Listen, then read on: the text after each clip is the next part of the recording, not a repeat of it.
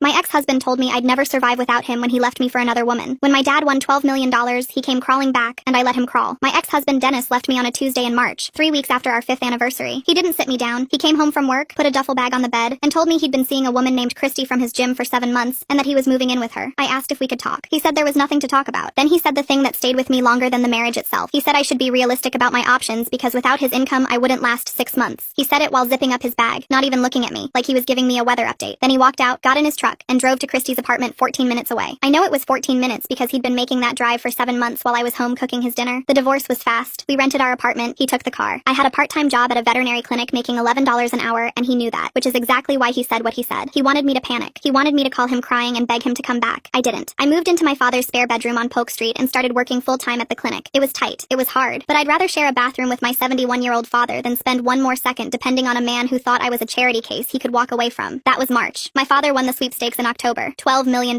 He'd been entering those things for 30 years. My mother used to tease him before she passed. Said he'd spent more on stamps than he'd ever win back. But the man hit. He called me from his living room, hands shaking through the phone. My father is not flashy. He paid off his house, set up a trust, and gave me $2 million because he said I'd earned it by being the only person who showed up after mom died. I put a down payment on a real house, 3 bedrooms, 15 minutes from my dad. I bought a car. I enrolled in a vet tech program I'd been wanting to do for years. For the first time in my adult life, I could breathe without doing math first. Dennis found out in November. On a Saturday morning, 7 months after he'd walked out for a woman he met on a leg press machine, he showed up at my father's house with flowers. Not my house, my father's. He told my dad he'd made a terrible mistake. My father, who had never liked Dennis but tolerated him because I asked him to, told Dennis I didn't live there anymore and shut the door. Dennis found my new address somehow, probably through his cousin who works at the post office. He showed up the following Wednesday with a bigger bouquet. He said he'd been miserable. He said Christy meant nothing. He said he wanted to come home. I asked when they broke up. He said 2 weeks ago. I did the math. He found out about the money in early November. He and Christy broke up in early November. He showed up at my dad's house a week later. The timeline wasn't complicated. I told him to leave. He came back the next weekend with a pawn shop ring. He said we could travel, buy a bigger house, start the family we'd talked about. Every plan cost money. My father's money. He hadn't mentioned love once. I asked him if I should be realistic about my options. He didn't get it. He just kept talking. I told him to get out and not come back. I shut the door and watched until his truck pulled away. I thought that was the end of it. But Dennis didn't take no for an answer. He changed tactics. 2 days later, Tony called me, a guy Dennis and I had both been friends with during the marriage. Tony said Dennis had been crying on the phone, telling people I'd come into money and turned cold. I'm not taking sides, Tony said. I just wanted you to know he's telling people you shut him out. Dennis wasn't just trying to get back into my life. He was building a story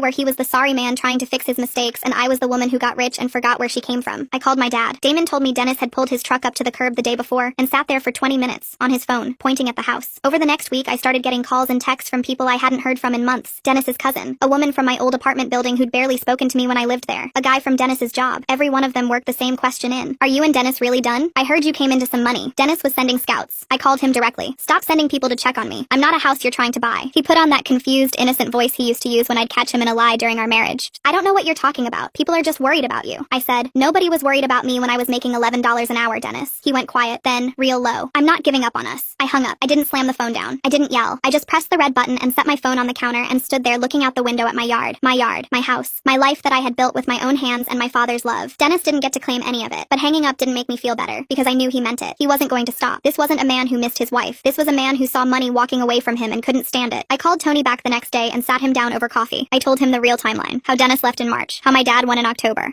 How Dennis and Christy broke up the same week he found out about the $12 million. How he showed up at my dad's house first because he thought my dad would be the easier way in. How every plan Dennis pitched involved spending money. How he never once, not once, said he missed me as a person. Tony sat there with his hands around his coffee cup and didn't interrupt. When I finished, he looked at me for a long moment. I believe you. All of it. The timeline doesn't lie. But you need to know he's telling a different story to everyone else. He's saying you changed, that the money made you cold, and some people are buying it. That hit me hard. Dennis didn't just want my money. He wanted my reputation. He wanted to take the way people saw me and twist it until I looked small and cold and ungrateful, so that the only way to fix it would be to take him back. And if I didn't take him back, then at least he got to walk away looking like the good guy who tried. Either way, Dennis won. That was his game. That's when I called Savannah. She used to date one of Dennis's friends, so she'd been around him for a while. When I told her what was happening, she didn't even sound surprised. He did the same thing to his ex before you. Showed up at her family's Thanksgiving, made a whole speech. Her family pressured her into taking him back. It lasted 4 months. I asked what happened after 4 months. He cheated again. He doesn't want you. He wants an audience. That word stuck. Audience. That's exactly what Dennis had been building. Not a relationship. An audience. People who would watch him perform the role of the sorry husband, the changed man, the guy who just wants another chance. He needed witnesses so that when he told his version of the story, there were people nodding along. I spent the next 3 days going through my phone like it was evidence, because that's exactly what it was. Every text Dennis had sent since he started showing up again. The one about buying a bigger house together. The one mentioning a vacation to some resort he'd clearly been looking up online. The one where he brought up investing together, whatever that meant. The voicemails about fixing up my house, adding a pool, looking at properties, starting a business with startup money he clearly expected to to come from my account. I scrolled through all of it, slow, reading carefully, and I noticed something that made my chest tight. Not once, not in a single text, not in a single voicemail did Dennis say he missed my laugh. He never said he missed talking to me at night. He never said he missed the way I made coffee. He never said he missed me. Every message was about what we could have together, and every single thing he described cost money. That told me everything I needed to know. My dad's birthday dinner was coming up. Dennis had already called Damon asking if he could come. Damon told me, I don't want that man in my house, but if he shows up anyway, I want you to be ready. I asked Damon to invite him. Why would I let that snake in? I said, because I want him in a room full of people who know the truth. Damon was quiet for a long moment. I could hear the clock on his wall ticking in the background, the same clock that's been there since I was a kid. Then, real quiet, almost like he was talking to himself, he said, your mother would have done the same thing. And I felt that in my bones. My mom never raised her voice, never made a scene, but when someone tried to play her, she made sure they played themselves. Damon agreed. He said if Dennis called back, he'd tell him to come. He even said he might enjoy it, and I believed him, because there was something in my father's voice I hadn't heard in a while. It wasn't anger, and it wasn't worry. It was the sound of a man who'd been patient for a very long time, and was finally ready to watch patience pay off. 2 days before the dinner, my phone rang. I didn't recognize the number at first. Then I looked again. I'd seen that area code once before, months ago, when Dennis had left his phone on the counter and a text came through from a number he hadn't saved. Christy's number. I answered. The voice on the other end was shaky. I know you probably hate me, but I need to tell you something about Dennis. I said, I'm listening. She said, he didn't break up with me. I kicked him out. He was using my credit cards. He ran up $6,000 in 2 months, and when I confronted him, he said I was being controlling. That's when I went through his phone. $6,000. While he was living in her apartment, eating her food, sleeping in her bed. She kept going. She'd found texts on his phone between Dennis and his cousin, the same cousin who worked at the post office, the same one who'd given Dennis my new address. Texts from before they'd even broken up. He told his cousin, word for word, if I play this right, I'll never have to work again. That's when I threw his stuff on the lawn. I sat down on the edge of my bed. It wasn't anger, it was clarity. Pure, simple clarity. Dennis hadn't made a mistake and come crawling back. Dennis had run a calculation. He'd looked at the numbers, looked at me, looked at Christy, and picked the option with the most zeros. He did it while she was still making him dinner. I asked Christy why she was telling me this. She said, because he called me yesterday. He asked me to come to some dinner at your dad's house and pretend we're on good terms. He said if I backed him up, he'd pay me back the $6,000. I almost laughed. He asked you to lie for him at my father's birthday dinner? Yes, and I thought you should know. I said, Christy, would you be willing to come anyway and tell the truth instead? She was quiet for a long moment. Then she said, he told me you were crazy. He said you were obsessed with him and that's why he left. But you don't sound crazy to me. You sound like someone who's been dealing with the same person I was. I closed my eyes. The same playbook. The same lines. Dennis told me Christy meant nothing. He told Christy I was crazy. He kept everyone in separate rooms with separate lies. She said yes. Not for Dennis. Not for me. For herself. I called Damon. One more guess, Dad. Who? The woman Dennis left me for. The silence lasted maybe 3 seconds, but I could feel him smiling through the phone. Then he said, this is going to be the best birthday I've ever had, because my dad had been waiting for this. Not in a mean way. In the way that a father waits when someone hurts his kid and gets away with it. Damon had watched Dennis walk out on me. He'd watched me show up at his house with a trash bag of clothes and red eyes. He'd given me his spare room and never once made me feel small for needing it. And then he'd watched Dennis come crawling back with his flowers and his fake apology and his pawn shop ring, sniffing around the money like a dog at the dinner table. Damon had been patient. But now, with the dinner days away and a woman named Christy willing to say it all out loud, Damon didn't have to be patient anymore. Neither did I. This was Damon Kozlov's 72nd birthday, and Dennis was the entertainment. The morning of the dinner, I got to my dad's house around 9. I had grocery bags in both arms and a box of balloons wedged under my chin. And when I kicked the door open with my foot, Damon was already sitting in his armchair with a cup of coffee like he'd been waiting for me. I told him happy birthday, and he just smiled and watched me unload everything onto the counter. Pot roast, the rolls from Mom's recipe card, a cake from the bakery he likes, a few balloons because Damon's not a streamers and confetti kind of person. I tied them to the back of his chair and set the table with the good plates my mom used to pull out for holidays. Nothing fancy, just warm, just right. While I was working on the food, Damon watched me move around his cooking area the way I used to watch my mom do the same thing when I was little. At one point he said, your mother always said the best gift you can give someone is the truth. I smiled. Then Dennis is about to give you one heck of a birthday present. Damon laughed. A real laugh, the kind that comes from deep in your chest. I hadn't heard him laugh like that in weeks. Tony showed up first with a bottle of wine and a card. He found me by the fridge. Dennis texted me an hour ago. He asked me what he should wear. He thinks this is his big moment. I leaned against the counter. It is, just not the way he thinks. Savannah arrived 20 minutes later through the back door. No knock, dish already in hand. She leaned close while we worked. Is Christy still coming? I nodded. You know he's going to lose it when he sees her. That's the point. He's been performing for months. Tonight he doesn't get a script. At 6:45, 15 minutes before Dennis was supposed to arrive, there was a quiet knock at the front door. Christy stood on the porch, arms crossed over her chest like she was cold. I opened the door. You don't have to do anything you don't want to. If you want to leave at any point, you leave. She nodded. I'm not leaving. I spent 4 months being lied to. I'm done being. I walked her into the living room where Damon was sitting. Damon stood up, which he doesn't do for just anyone because his knees bother him, and shook her hand gentle, the way he shakes hands with people he respects. I'm sorry my former son-in-law put you through what he put you through. Her chin tightened. Thank you. Nobody said that to me before. I stood there and watched my 72-year-old father do in 10 seconds what Dennis couldn't do in 5 years of marriage. He made someone feel seen. We sat down around 7. Christy was directly across from one empty chair. Tony on my left. Savannah next to Damon. Isabel, an old friend of my dad's who was the one who first pushed me to go back to school when I was still in his spare room, at the far end. Isabel doesn't miss anything. She looked at the empty chair, then at me. So that's where the show happens? That's where the show ends. At 7:15 the doorbell rang. The whole table went quiet. Damon looked at me. I nodded. He let out a slow breath. Well, let's see if he brought flowers again. I walked to the front door. Through the frosted frosted glass, I could see Dennis with a gift bag, and that practiced smile, the one he puts on when he wants people to think he's a good guy. I opened the door. Dennis walked in like he'd been invited personally by the president. He made a straight line to my dad and stuck out his hand, said something about how grateful he was, how good Damon looked, how nice the house smelled. Damon shook his hand but didn't smile. Dennis didn't notice. He was already turning to the table, compliments rolling off his tongue. His eyes moved across Tony, Savannah, Isabel, but he didn't look closely at the far side of the table where Christy sat with her back partially turned. He sat down in the empty chair across from her, still grinning. It's good to be back with family. I didn't say a word. I just sat down and waited. Dennis picked up his glass like he was at a wedding reception. He looked at my dad. I just want to say, sir, happy birthday. You've always been like a father to me. Like he hadn't spent 5 years calling Damon the old man behind his back. He waited for someone to clink. Nobody moved. Damon picked up his own glass, took a slow sip, set it back down. Dennis lowered his glass. The smile cracked, just a flicker, but he pivoted, the way Dennis always does. He folded his hands and looked around the room. I just want everyone here to know that I made a mistake leaving this woman, and I'm here to make it right. The words hung. Nobody responded, and then Christy turned around. I watched Dennis's face in real time. The smile didn't fall. It froze, like someone had hit pause on a remote. Christy looked right at him. Hey, Dennis. His head snapped toward me. What is she doing here? She's my guest. His jaw tightened. His hands went flat on the table. This isn't funny. Nobody's laughing. Sit down. His eyes were darting from face to face, doing the math. He looked at Tony. Tony didn't look up. He looked at Savannah. Savannah didn't blink. He looked at my dad. Damon took another sip. Christy leaned forward. Dennis, should I tell them, or do you want to? Something ugly flashed across his face. Tell them what? There's nothing to tell. Christy reached down beside her chair, pulled out her phone. Then I'll read the texts. The color in Dennis's face changed in 2 seconds. Christy didn't look at him. She looked at the phone, her voice steady even as her hand shook. This is a text from Dennis to his cousin, sent on November 3rd, while Dennis was still living in my apartment. Her dad just hit for 12 million. If I play this right, I'll never have to work again. She scrolled. I'll go back to her. She always wanted me to come back. This is easy money. Another. Christy's getting suspicious. I'll dump her once I'm back in. The table was dead silent. Dennis reached across the table toward Christy's phone. Tony was faster. He put his hand on Dennis's arm. Firm. Don't. Dennis pulled his arm back, turned to me. Those are taken out of context. I looked at him. What context makes easy money romantic? Dennis had nothing. His mouth moved, but nothing came out. Then something broke loose. He shoved his chair back. You set me up. You all set me up. And that's when my dad spoke. Damon hadn't said a word since Dennis walked through the door. His voice was low and slow and steady. Son, nobody set you up. You set yourself up. Dennis turned. You walked out on my daughter and told her she wouldn't last 6 months. She lasted. You came back when you smelled money. And now you're sitting at my table on my birthday trying to sell everyone a story that a woman you used for 4 months just read the receipts on. Dennis opened his mouth. Damon held up one hand. I'm not finished. My wife used to say you can tell a man's character by what he does when nobody's watching. But you, Dennis, you show your character even when everyone's watching. And it's ugly. I felt those words in my chest. Not because they were mean, because they were true. And because hearing my dad bring my mom into it in a way that was so right and so honest made me feel like she was there at that table with us. Dennis looked like he'd been hit by something he couldn't see. His mouth was open and his shoulders had dropped and his eyes were wet. Not from sadness, from shame. Pure, raw, nowhere to hide shame. He looked around the table one last time. Tony was staring at his napkin. Savannah had her arms crossed. Isabel shook her head once, slow and final. Christy sat there with her phone still in her hand. My dad had already gone back to his drink like Dennis wasn't worth another word. Then he looked at me. I was the only one looking back. I stood up. You told me I should be realistic about my options. So here are yours. You can leave right now, and you never contact me, my father, or anyone at this table again. Or you can keep standing there, and Christy can tell everyone about the $6,000 you stole from her credit cards. Dennis's face went white. He turned to Christy. She held up her phone again. I've got the statements too. Dennis didn't say another word. He grabbed his gift bag, knocked his chair backward into the wall, and walked to the front door with his shoulders up by his ears. The screen door slammed. I heard his boots on the porch steps, his truck door, the engine, and then the sound getting smaller and smaller until it was gone. The table was quiet for about 5 seconds. Then my dad picked up his fork, looked at the cake in the middle of the table and said, "Best birthday I've ever had." And everyone laughed. Tony laughed. Savannah laughed. Isabel shook her head and smiled. Christy covered her mouth and laughed with tears in her eyes. And Damon just sat there at the head of his table, grinning like a man who'd just gotten exactly what he wanted for his birthday.